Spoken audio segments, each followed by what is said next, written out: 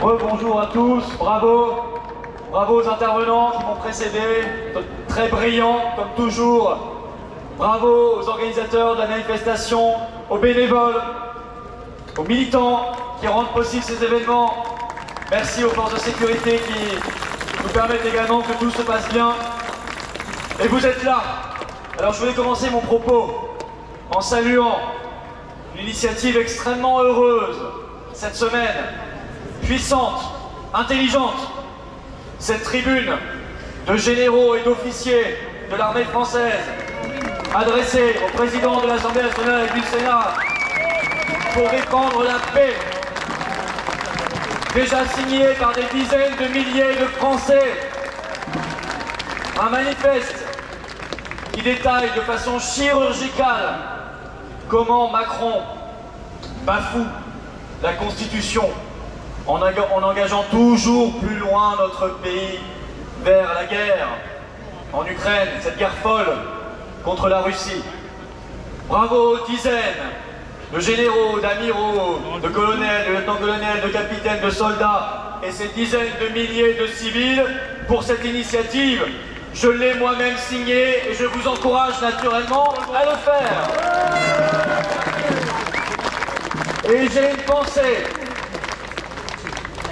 pensée particulière. Et je suis en colère, car deux généraux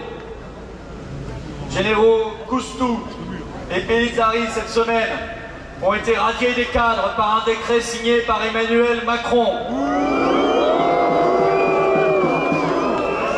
Pour une première tribune sur le délitement de la France, qu'appelait un ressaisissement déjà très bienvenu. Et ce décret, comme par hasard, est sorti le jour où la deuxième tribune a été publiée. Vous voyez, cette semaine, Macron a fait le choix de conserver à Nicolas Sarkozy sa Légion d'honneur. Ce truand, ce bandit, ce traître à la patrie. Alors que deux généraux qui ont toujours servi la France, eux, ont été radiés des cadres. On ne peut pas mieux présenter l'inversion totale des valeurs dans laquelle nous sommes en Macronistan. Car moi, je n'appelle pas ça la France. La France, c'est vous, c'est moi, c'est nous. Ça, c'est le Macronistan. Et nous allons nous en débarrasser. Honneur à ces militaires qui ont été victimes d'un système fou, corrompu. L'armée française est en ébullition sur cette affaire de la guerre en Ukraine. Et M. Macron, par ses initiatives et ses propos, pourrait bien à un moment faire exploser la cocotte minute. En tout cas, il y va tout droit. Ce manifeste est le bienvenu. Nos manifestations pour la paix sont les bienvenues. Elles sont même nécessaires, elles sont même indispensables. Car l'opposition, avec je ne sais pas combien de guillemets autour, au Parlement, ne fait en rien son travail. En vacances. Oh d'ailleurs, Ils sont en vacances. vous savez, à l'heure actuelle, là, nos députés et nos sénateurs sont en vacances. Attendez, il faut bien qu'ils se reposent. Que leurs 7 mois de travail par an. Du mardi au jeudi, quelques heures assis dans leur fauteuil de l'Assemblée nationale et du Sénat. À dormir. Il faut bien qu'ils se reposent. Mais le problème, c'est que même quand ils ne sont pas en vacances, leur opposition est quand même en congé. On la voit pas. Et la piscine. Pas un seul eurodéputé français, figurez-vous, d'aucun parti n'a voté contre les 50 milliards d'euros pour l'Ukraine au Parlement européen. Pas un. L'accord de sécurité de mars 2024 France-Ukraine a été voté à l'Assemblée nationale par 75% des députés. Et le RN, soi-disant le grand parti d'opposition, tellement d'opposition qu'il ne vote jamais contre le pouvoir, qu'il ne veut ni le destituer ni même voter une motion de censure. Ce parti-là s'était courageusement abstenu.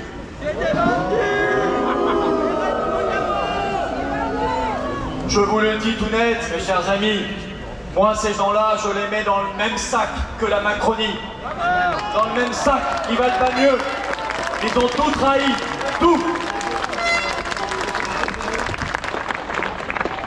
Alors évidemment, avec ça, Macron avance comme dans du beurre. Et nous sommes là, maintenant, à un moment de vérité. Au grand moment de vérité. En réalité, la paix n'a jamais été aussi proche. L'administration Trump ne ménage pas ses efforts. Et demain, littéralement demain, si chacun le souhaite et y met de la bonne volonté, les armes se tairont, le sang cessera de couler et la guerre s'arrêtera.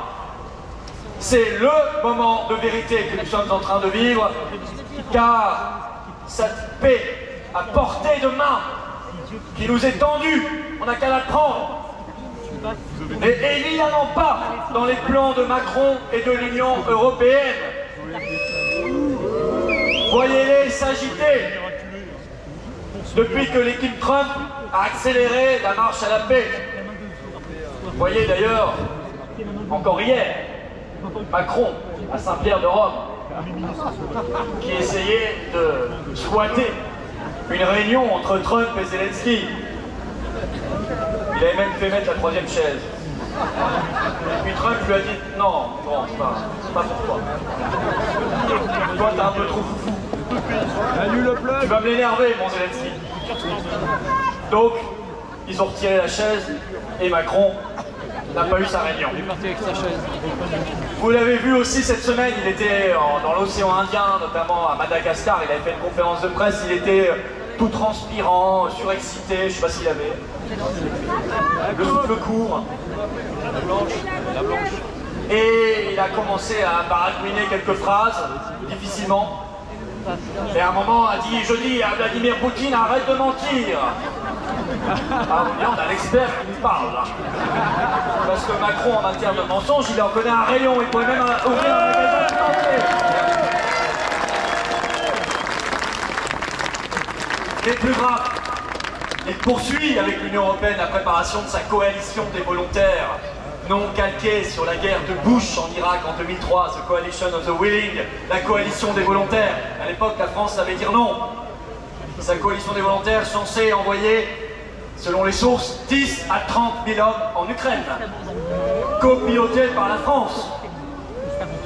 Il y a eu une dépêche AFP le 23 avril, en anglais seulement, je ne l'ai pas vue reprise en français, qui nous apprend que dans le nord-est de la France, il y a déjà actuellement des soldats français et britanniques qui s'entraînent ensemble au combat urbain à l'ukrainienne. Ça, qui en parle? Qui a donné son autorisation pour ça? Qui en débat? Qui a voté? Pas le peuple. Or, je le rappelle, dans notre pays, le peuple français est le seul souverain. Le grand transfert d'armes et d'argent continue. Les milliards coulent à flot. Là, il n'y a pas de problème. Quand il s'agit de financer l'Ukraine, la guerre, la corruption, alors que Bayrou veut taper dans les poches des Français, travailleurs comme retraités, pour y trouver 40 milliards d'euros d'austérité.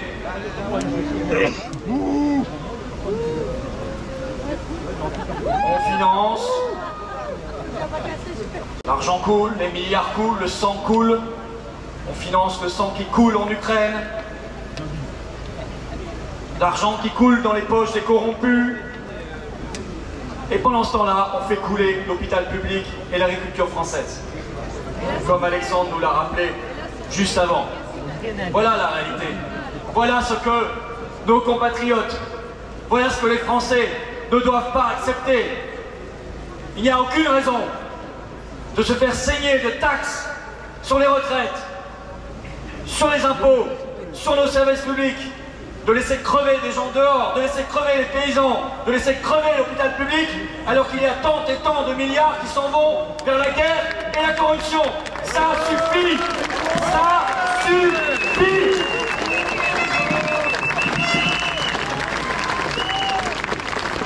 Macron est paniqué à l'idée de la paix car il a besoin de cette guerre pour son agenda personnel.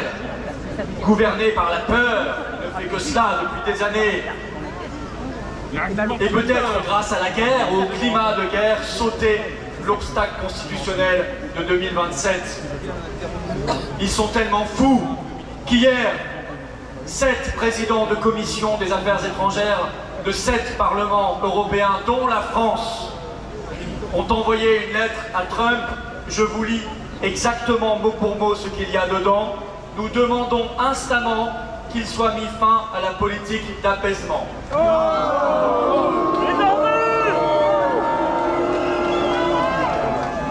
On ne pouvait pas mieux dire. On veut la guerre, on ne veut pas la paix. L'Union européenne a besoin de cette guerre, car elle veut nous piquer la compétence militaire, comme pendant le Covid. Elle a piqué la compétence de la santé. Vous me direz, pendant le Covid, il faut piquer tout le monde aussi. Mais cette fois-ci, elle veut son armée. Elle veut sa dissuasion nucléaire. Et tout ce petit monde remonte comme un coucou Zelensky, qui chaque fois que Trump avance vers la paix, fait une provocation pour la guerre. Cet homme, dont je rappelle, parce qu'on nous le présente comme Mère Teresa, un mélange de Mère Teresa et Winston Churchill, je vous rappelle qu'il était impliqué dans les Pandora Papers, ce grand scandale international de corruption. Vous tapez Zelensky Pandora Papers sur un moteur de recherche, même Le Monde, Libération, Le Figaro, Le Point en parlaient en 2021. Bon, aujourd'hui, motus et bouche cousue. Cet homme est un saint. Et alors, au Vatican, ils auraient pu canoniser directement, ça aurait été plus rapide. Je dirais, à l'heure où on en est. Alors, soyons là où nous devons être, comme les généraux et les militaires qui le sont dans la résistance au service de la France et de la paix. C'est maintenant qu'il faut se mobiliser, car il faut faire pencher la balance vers la paix, contre les fous de guerre. Nous sommes ici, vous êtes ici, et c'est votre honneur de Français debout, de Français libres. Au même moment, sachez-le, au moment où je parle actuellement, il y a à l'appel des patriotes 12 rassemblements et manifestations pour la paix.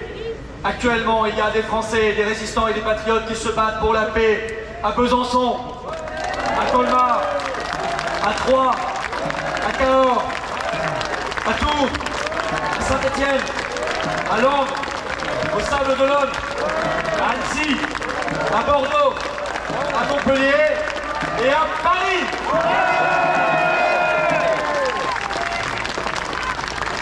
Nous rappelons donc des choses simples, puisque c'est la base de toute leur propagande de peur et de guerre. Il faut le redire matin, midi et soir.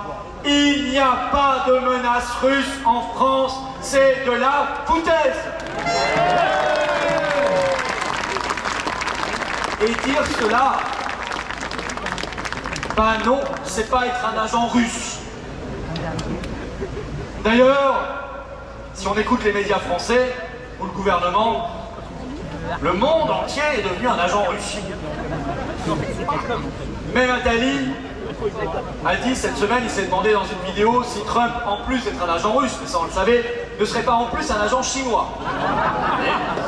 On m'a pas encore mis cette casquette sur la tête, ça ne saurait tarder. Mais je crois que les 80% de l'humanité aujourd'hui sont devenus des agents russes. Sacrée diplomatie, ils sont forts. Ils étaient déjà derrière, souvenez-vous, le Brexit. Ils étaient derrière la première élection de Trump, puis la deuxième. Ils étaient derrière les gilets jaunes. Ils étaient derrière nos manifs anti-pass. Ils sont derrière nos manifs pour la paix.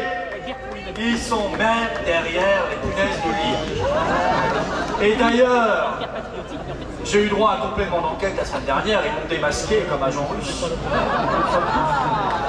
Mais ils n'ont pas trouvé mon petit secret. J'ai chez moi caché un élevage de punaises de lit. Ma botte secrète, et oui, je leur apprends tous les matins à chanter l'hymne russe et à aller envahir les literies françaises. Je vais pas le dire trop fort parce que je crois qu'il y a des caméras et des micros qui nous enregistrent et ils vont le prendre au premier degré. Alors, ça suffit toutes ces imbécilités. Je suis comme vous un Français. 100% indépendant des États-Unis, de l'Ukraine, de la Russie, de la Chine, de l'Allemagne, de tout. Ma seule loyauté est au peuple français et à la France.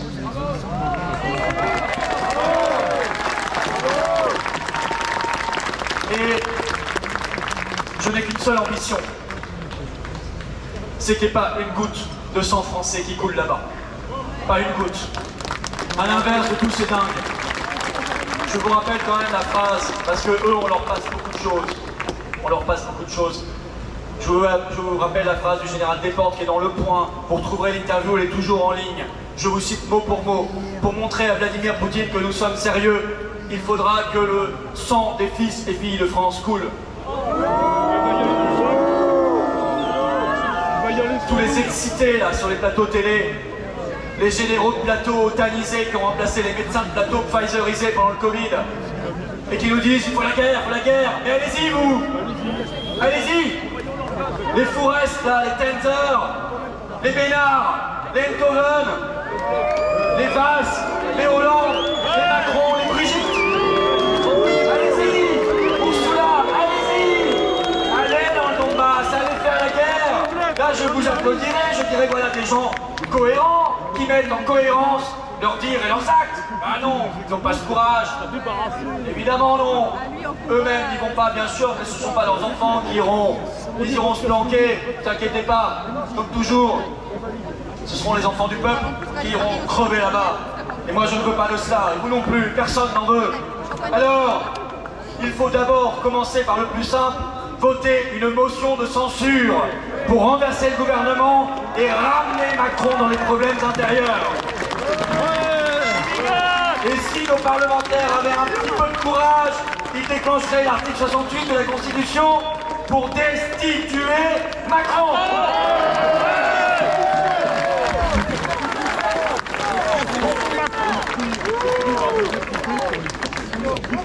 Évidemment, mes chers amis, l'Union européenne, on nous a dit l'Europe c'est la paix.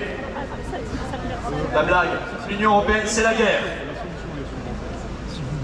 Et donc, il faut de toute urgence sortir de l'Union européenne, reprendre notre entière indépendance, liberté et souveraineté, être la France libre grâce au Brexit. Brexit, Brexit, Brexit, Brexit, Brexit, Brexit, Brexit, Brexit, Brexit, Brexit. Notre pays libre pourra être une formidable puissance de dialogue et de paix.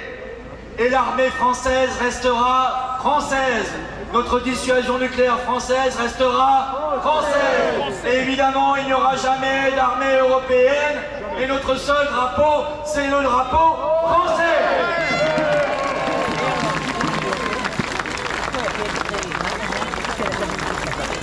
Soyons dans les négociations de paix. Et si par malheur il est décidé l'envoi de Français en Ukraine, alors, comme l'avait déjà dit Myriam Palomba, nous devrons entrer dans la désobéissance la plus totale, car il est hors de question de nous entraîner dans une troisième guerre mondiale, car ce serait évidemment la troisième guerre mondiale que de se lancer dans la guerre face à une puissance nucléaire comme la Russie. Plus une arme, plus un euro, pas un soldat, pas un fils de France en Ukraine. Faisons la guerre à la guerre. Stop au discours de haine. Reprenons le dialogue avec tous les pays du monde. Ça suffit. Vous la ramenez, Macron. Évidemment, faisons l'alliance, main dans la main, avec tous les généraux et militaires que je citais, avec tous les hommes, toutes les femmes de paix de notre pays. Soyons la France éternelle, grande, juste, forte, belle et rebelle. La voie de la paix dans le monde. Vive la liberté, vive la résistance, vive la paix et vive la France libre.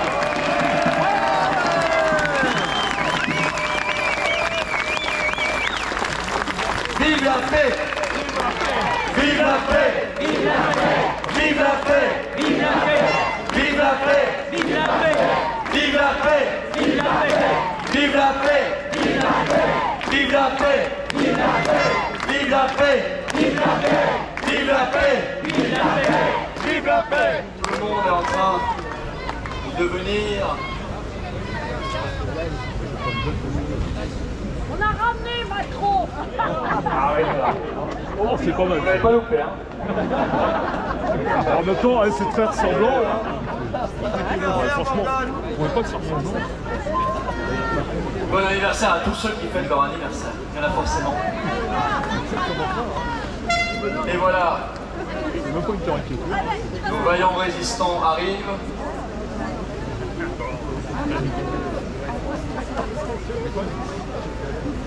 Ah, c'est de plus en plus dur chaque semaine. L'ascenseur bientôt. Ouais. Nous allons aller, mon petit couple Jacques, bravo Jacques Cheminade. On peut le saluer, l'applaudir. Nous allons évidemment ensemble chanter notre hymne national. Le jour de gloire est arrivé. Contre nous de la tyrannie, l'étendard sont élevés. L'étendard sont élevés. Entendez-vous dans nos campagnes, fugez ces féroces soldats qui viennent jusque dans nos bras, égorger nos fils et nos compagnes. Aux armes, citoyens, formez bataillon, marchons, marchons, car sans allure, arbre de nos sillons.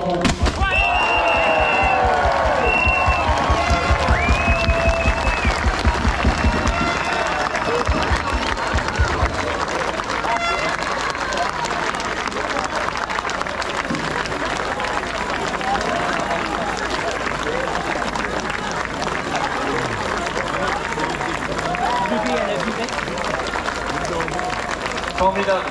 Surtout que là, on a bien tombé pendant... 3 couleurs qu'il faut remettre dans nos rues partout, qui ont trop disparu. Et nous allons continuer de les remettre partout, partout, partout. Le bleu, le blanc, le rouge. Vive la France!